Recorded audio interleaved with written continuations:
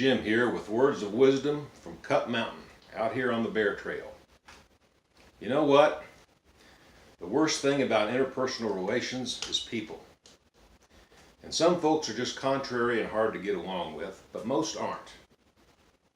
But over many years in management at Burns McDonnell, I've still had to resolve more than my share of dust-ups between coworkers. I'm not talking about a difference of opinion related to business matters. No. I'm talking about personal conflicts where people get all bent out of shape with each other.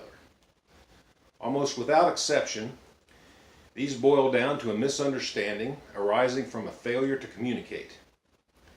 Usually with incorrect assumptions about the motives of the other person mixed in with a little passive aggression for good measure.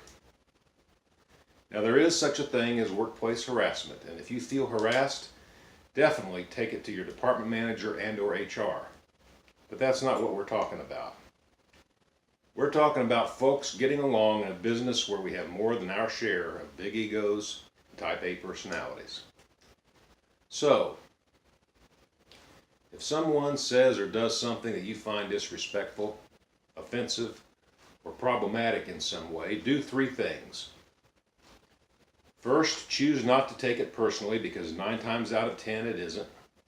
2, don't ascribe imaginative motives to the other person, but give them the benefit of the doubt.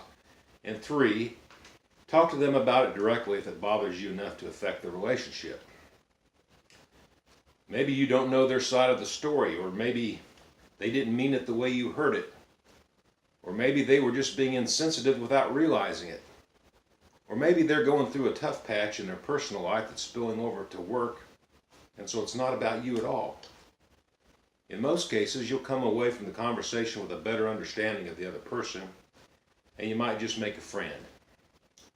Oh, and thicken up your skin, because getting offended is not something that happens to you. It's something you choose to do that just gives other folks power over you that they shouldn't have. Think about that.